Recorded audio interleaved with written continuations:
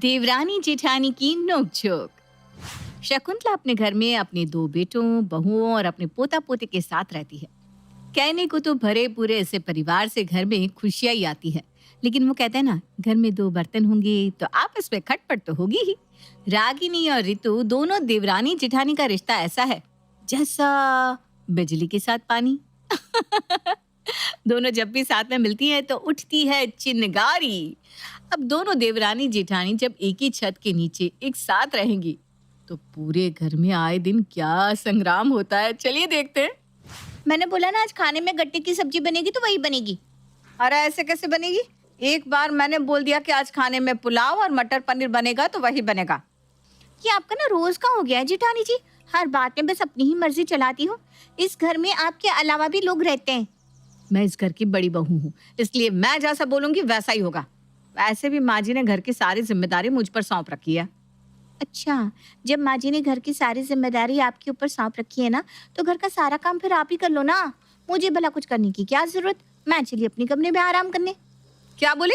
चुपचाप यहाँ पर काम में मेरा हाथ बटवा। घर की नौकरानी नहीं हूँ मैं जो अकेले काम करूंगी। दोनों देवरानी जेठानी आपस में लड़ रही होती है कि तभी उन्हें हॉल से बच्चों के लड़ने की आवाज आती है। मैंने बोला ना चैनल चेंज मत कर, मुझे वही सुपर हीरो वाला शो देखना है। लेकिन मुझे ये डॉल शो देखना है, तो ये शो अपनी मम्मी के फोन में देख ले। जब घर में इतना बड़ा टीवी है तो मैं ये शो फोन में क्यों देखूं? तू देखना जाकर अपनी मम्मी के फोन में ये डॉल शो। इधर दे ये रिमोट। नहीं दूंगी, बिल्कुल नहीं दूंगी। दोनों देवरानी जेठानी हॉल में आकर उन्हें लड़ते हुए देखती हैं। अरे क्यों लड़ रहे हो दोनों? शांति से टीवी भी नहीं देख सकते क्या? मैं तो शांति से ही टीवी देख रहा था मम्मी, इसी ने चैनल चेंज किया यहाँ पर आकर। क्यों पिंकी, जब तुम्हारे बड़े भैया टीवी देख रहे थे तो तुमने चैनल चेंज क्यों किया? ये तो बहुत देर से टीवी देख रहा है ताई जी, अब टीवी देखने का टाइम मेरा है तो मैं टीवी नहीं देखूंगी क्या? और नहीं तो क्या, पूरे घर में तो आपने पहले ही अपना कब्जा जमा रखा है और अब आपका बेटा मेरी बेटी को शांति से टीवी भी नहीं देखने दे रहा। जल्दी रिमोट दे इधर। बोला ना नहीं दूंगी। वो चारों इस तरह से आपस में लड़ने झगड़ने लगते हैं कि अपने कमरे में आराम कर रही शकुंतला को उनकी आवाज सुनकर बाहर आना पड़ता है। हे भगवान, तुम लोगों ने फिर से घर में महाभारत शुरू कर दी। एक दिन भी बिना लड़े झगड़े सुख शांति से नहीं रह सकते हो क्या घर में? और तुम दोनों शांति से टीवी नहीं देख सकते हो क्या? मेरी पिंकी तो शांति से ही टीवी देख रही थी माँ जी। तेरे कहने का क्या मतलब है? हाँ, क्या मतलब है? लड़ाई क्या मेरे चिंटू ने शुरू की? अरे बस भी करो, फिर से शुरू हो गए। तुम दोनों की देखा देखी में ही ये दोनों बच्चे ऐसे हो गए। जाओ, तुम दोनों अपने कमरे में जाओ और पढ़ाई करो। बहुत देख लिया टीवी। और तुम दोनों क्या खड़ी खड़ी मेरा मुंह देख रही हो? जाओ रसोई में और खाना बनाओ। शकुंतला की डांट सुनकर उस समय तो वो चारों लड़ना बंद करके वहां से चले जाते हैं, लेकिन अगले दिन फिर से सुबह सुबह घर में शुरू हो जाती है महाभारत। ये आपने क्या किया? आलू क्यों उबाले हैं आपने? क्यों उबाले मतलब? आलू के पराठे बनाने के लिए उबाले हैं। इसमें भी कोई दिक्कत है क्या तुझे? दिक्कत तो है। जब मैंने कल रात को आपके सामने छोले भिगोए थे और कहा भी था कि कल सुबह नाश्ते में छोले भटूरे बनेंगी, उसके बाद भी आपने आलू उबाल दिए। अरे तो क्या हो गया? शेखर जी का आलू के पराठे खाने का मन था तो उबाल दिए मैंने आलू। छोले भटूरे तो दोपहर को बना लेना। दिखा तो ऐसे रही हो जैसे कुछ जानती ही नहीं हो। आपको पता था ना रजत जी ने मुझे छोले भटूरे बनाने के लिए कहा है, और दिन में तो वो घर पर होते ही नहीं है, तो दिन में छोले भटूरे बनाने का क्या फायदा? आपकी सारी चालाकियां ना मैं अच्छे से समझ रही हूँ। देख, सुबह सुबह दिमाग खराब मत कर मेरा। सबको आलू के पराठे के साथ चाय पीनी है तो चाय बना ले जा। चाय बनाए मेरी जूती, अब तो आपका बताया हुआ एक भी काम ना करूं मैं। जब आलू के पराठे बना रही हूँ ना तो चाय भी खुद ही बना लो, और हाँ, ये सारे बर्तन भी ना खुद ही धो लेना। ऋतु को अपनी जेठानी रागिनी की हरकत पर बहुत गुस्सा आता है। रागिनी डाइनिंग टेबल पर नाश्ता परोसती है तो सामने आलू के पराठे देखकर रजत का माथा सनक जाता है। ये क्या है ऋतु? मैंने तुमसे कल रात कहा था ना कि सुबह नाश्ते में मुझे छोले भटूरे खाने हैं, उसके बाद भी तुमने ये आलू के पराठे बना दिए। अरे परसों भी तो हमने आलू के पराठे खाए थे। इसमें मेरी कोई गलती नहीं है, आप मुझे कुछ मत बोलिए। ये सब तो दीदी ने किया है। ये जानती थी कि आज सुबह मुझे छोले भटूरे बनाने, लेकिन मेरे किचन में आने से पहले ही इन्होंने आलू पराठे की तैयारी शुरू कर दी। और साथ में अगर मैं छोले भटूरे बनाती तो माँ जी अपना राग आलापना शुरू कर देती। राशन इतना महंगा आता है, एक समय में दो दो चीजें बनाने की भला क्या जरूरत थी। भाभी, ये क्या किया आपने? आपको जब पता था कि मुझे छोले भटूरे खाने हैं, फिर क्यों ये आलू के पराठे बनाए? अरे ओ देवर जी, मुझे कुछ कहने की जरूरत नहीं है। ये महारानी तो रसोई में पूरे रिलैक्स करने के बाद आती है। अब तब तक क्या रसोई में मैं ऐसे ही खड़ी रहती? मुझे भी तो सबके लिए नाश्ता बनाना था ना। और इसको इतना ही मन था छोले भटूरे बनाने का, तो रसोई में जल्दी क्यों नहीं आई? अरे अब क्या मैं रसोई में सुबह 5 बजे आकर खड़ी हो जाऊं? आपका क्या है? आपको तो बस मेरा काम बिगाड़ना होता है। आपको अच्छे से पता है कि सब लोग सुबह 8 बजे नाश्ता करते हैं, 1 घंटे में नाश्ता बन जाता है, उसके बाद भी 6 बजे ही रसोई में पहुंच जाती हो। हाँ, तो तू भी उठ जाया करना जल्दी।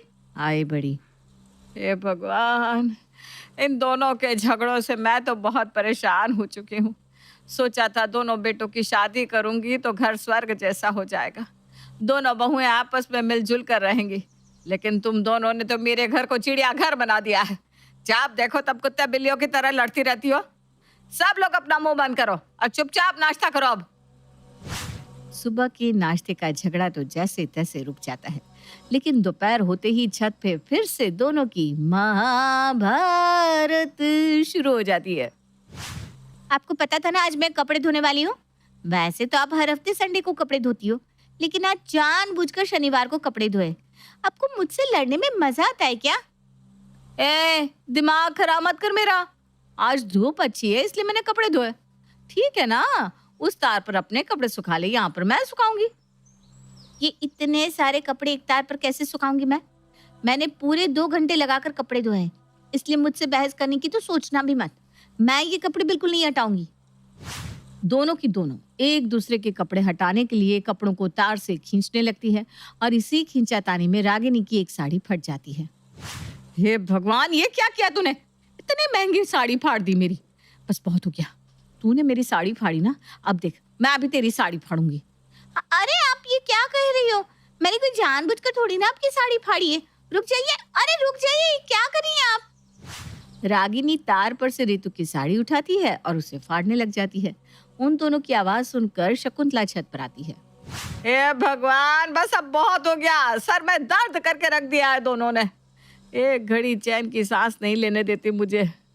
अगर अगली बार मुझे तुम दोनों की लड़ने की आवाज सुनाई दी ना, तो दोनों को अपने घर से उठाकर बाहर फेंक दूंगी। जीना हराम कर दिया है। शकुंतला को लगता है कि उसकी डांट के बाद वो दोनों फिर से नहीं लड़ेंगी, लेकिन वो दोनों कहाँ बाज आने वाली थी। अगले दिन रसोई में फिर से वो दोनों घमासान युद्ध शुरू कर देती हैं। मैंने बोला ना चाय बनेगी। लेकिन मैं कह रही हूँ ना, कॉफी बनेगी तो कॉफी ही बनेगी। एक के हाथ में चाय, दूसरे के हाथ में कॉफी का पतीला। दोनों अपने लड़ाई झगड़े में पतीले की ही खींचातानी करने लग गई और इसी बीच रितु के ऊपर गर्मा गर्म कॉफी गिर गई। मैं जल गई। बहुत दर्द हो रहा है, मुझे बचाओ। घबराओ मत रितु, हम अभी तुम्हें हॉस्पिटल लेकर जाते हैं। घर के सभी लोग रितु को अस्पताल लेकर जाते हैं। देखिए, उनका हाथ बहुत बुरी तरह जल गया है। कम से कम उनका हाथ ठीक होने में अभी 1 साल का समय तो लग ही जाएगा। बस उनकी दवाइयाँ उन्हें रेगुलर देते रहना। मैं अब चलता हूँ। देख लिया रागिनी बहू, इसीलिए हमेशा समझाती थी कि लड़ो झगड़ो मत। लड़ाई झगड़े में कब कौन सी अनहोनी हो जाए पता नहीं चलता। तुम दोनों के झगड़े में बेचारी रितु बहू का कितनी बुरी तरह हाथ जल गया। मुझे माफ कर दीजिए माँ जी। रितु तो मुझसे कभी बेमतलब लड़ती भी नहीं थी। मेरा स्वभाव ही हमेशा से उसके लिए अच्छा नहीं रहा। आज मुझे अपने किए पर बहुत पछतावा हो रहा है। बेटा, तुझे अपनी गलती का एहसास हो गया, ये बहुत अच्छी बात है। पर आगे से इस बात का ध्यान रखना, तुम दोनों देवरानी जेठानी हो, बहनों की तरह मिलजुल कर घर में रहो। ऐसे लड़ाई झगड़ा करने से तुम्हारे साथ साथ तुम्हारे बच्चों पर और तुम्हारे पति दोनों भाइयों के रिश्ते पर भी बहुत बुरा असर पड़ता है। मैं आपकी बात समझ गई माँ जी। और उस दिन के बाद दोनों देवरानी जेठानी ने आपस में कभी झगड़ा नहीं किया, बल्कि अब तो वो दोनों सगी बहनों से भी बढ़कर एक दूसरे के साथ प्यार से रहने लगी।